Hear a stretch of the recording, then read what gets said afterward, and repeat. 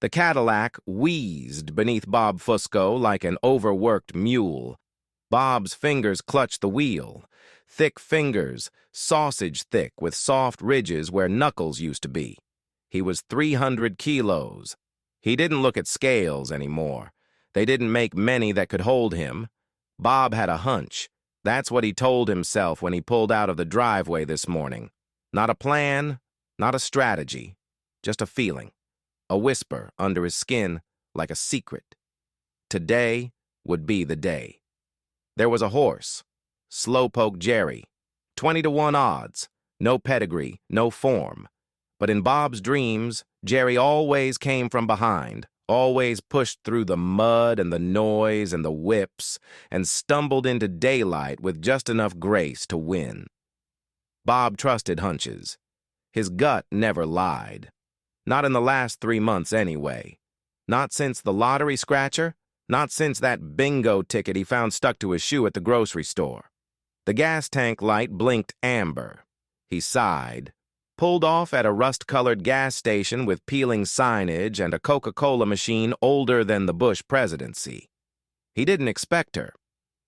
She stepped out of the station office with a pink rag tossed over one shoulder, long auburn hair in a ponytail, sunglasses she didn't need, and hips like sin.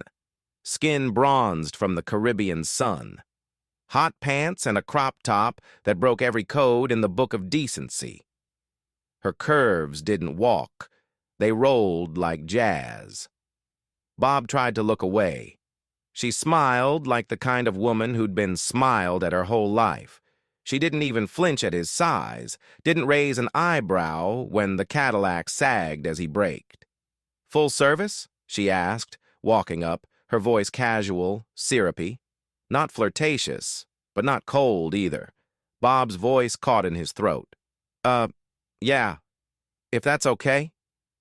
"Sure it is," she said. "Let me handle it." He watched her in the mirror. She popped the gas cap, clicked the nozzle in place. When she wiped the windshield, she leaned forward, her back arching naturally, denim shorts tight enough to count freckles. He looked, then hated himself for looking. "You okay in there?" she asked, peeking through the glass. "You look like you swallowed your tongue." Bob cleared his throat, cheeks hot. "You don't have to bend like that," he said quietly. She blinked, then smiled. A real smile. "You're sweet," she said. "Most men would just stare. You said something." "I didn't mean to. I didn't want to be. You're shy." Her voice softened. "That's rare." He didn't answer. "What's your name?" "Bob. Bob Fusco." "I'm Lexi." She extended a hand through the window. Her nails were painted purple. He shook it. "Where you heading, Bob Fusco?" "The track, placing a bet." "Ooh," she said, leaning in conspiratorially. "On who?" "Slowpoke Jerry." Her eyebrows rose. "That loser? The one that tripped over a hot dog wrapper last race?" "I got a hunch," Bob mumbled. "Hunches." She laughed. "You know what, Bob? I like you. You got soul." She reached into her back pocket, pulled out a folded receipt and scribbled something. "You place that bet. And if Jerry wins, call me. I'm yours. All night. Any way you want." He stared at her. She slipped the number into his shirt pocket, then pulled the pump from the tank. "No charge," she said, winked, and walked away. The road felt lighter under his wheels. Lighter than his chest, which pounded like a drum. Women didn't talk to Bob. Not for years. Not since high school, when he'd been only big, not a walking monument. He looked at the crumpled receipt on the dash. Her handwriting was messy, slanted, real. "Any way you want." His palms sweat. His stomach rumbled. Donuts. There was that place just 10 miles east. Sammy's Donut Tower, best glaze this side of the island. He still had time. 30 minutes before betting closed. "She liked you at 300 kilos, he muttered to himself. "She'll like you at 301. The family box was 12 donuts, Bavarian cream, jelly, old-fashioned. He ate them all in the parking lot. Bob really was the kind of guy who focused on the donut instead of the whole. And that showed very clear as he sat there with powder sugar clinging to his chin. Sticky fingers gripped the wheel as he made it back to the track. The line for bets was brutal. Snaked through metal railings and out into the street. His heart started to race. Clock ticked. 15 minutes. 10. 5. He made it to the counter with 1 minute to spare. "Slowpoke, Jerry," he said. 15,000 on him to win. The cashier squinted. "You sure?" Bob nodded. "It's a hunch." The race started under a blood-red sky. The stands screamed. Jerry started dead last. Bob held his breath. Halfway in, Jerry was still behind. Then, something. The others tangled. A whip cracked. A stumble. Jerry surged forward, his neck stretched, legs pounding the turf like thunder. The crowd howled. Bob stood up, arms raised like Moses parting the Red Sea. Jerry won. By a nose. The payout? $300,000. Bob stood still in the stands. He couldn't feel his legs. Could barely breathe. He bought donuts again. Another box. Stopped at a soda shack. Bought 2 XXL lemonades. His mouth was dry, but his eyes were wet. He'd won. And a woman, a real woman, had told him she wanted him. She was still at the station when he pulled in. He held the betting stub and the thick wad of cash. "Jesus," she whispered, stepping outside. "You actually did it." She touched his chest, slid her hand down to his belly. Her voice dipped. "I like soft," she whispered. "So warm, so safe." Bob trembled.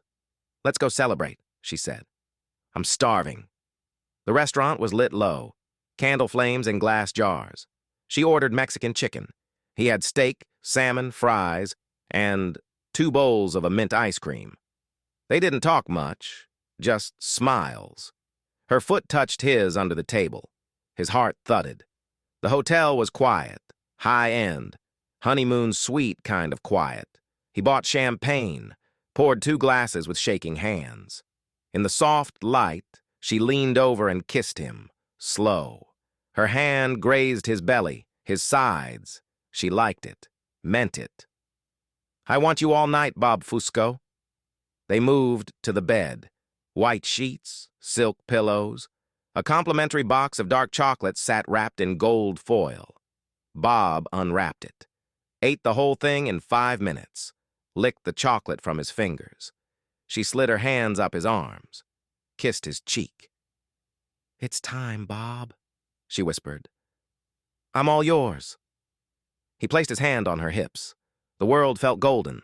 Then, his stomach twisted. The noise was wet, a hollow rumble like thunder in a cave. His eyes widened. His chest clutched tight. One hand shot to his heart. "Bob," she said, backing away. He collapsed. She screamed, called 911. They broke the door, found him naked, face down, chocolate smeared on his lips, chest heaving. The paramedics worked fast, shock paddles, oxygen, adrenaline. They saved him, but something inside died. 2 months in a hospital bed, plastic tubes, bedpans, diabetic tests, lectures from men in coats about arteries and lifestyles. No calls, no visitors. He kept the receipt with her number. Called every day. Disconnected. He drove past the gas station 100 times. Gone. No Lexi. Not even a trace. The bills ate the winnings. Every scan, every specialist. They charged him like he was worth more dead. Bob Fusco walked into Club Velvet at midnight. The rain had just started. He'd been walking the island roads for hours, the night air thick and salt-stung. No destination, just an ache in his chest, a kind of gravity pulling him nowhere in particular. He told himself he was looking for that old restaurant, Rocco's or Ricci's. He couldn't remember the name. They had the best New York cheesecake, he thought. The kind with the perfect crust and just enough bite in the cream. He never found it. Instead, he found Club Velvet. Inside, the neon was low, music slow. The women looked like ghosts in lingerie. He took a seat at the bar. The vinyl stool creaked under him. He sat at the bar, ordered a Diet Coke. The bartender, a tired man with old tattoos, didn't say a word. Bob looked into the glass. He wanted to believe that maybe, for just one moment, it could repeat itself. You see, it had been real. Lexi was real. The gas station, the number in his shirt, her voice, her touch, the way she whispered his name like it was something worth remembering. It was real, but it was gone. And somewhere deep inside him, he knew it wouldn't happen again. Not with her. Not with anyone like her. That kind of lightning doesn't strike twice.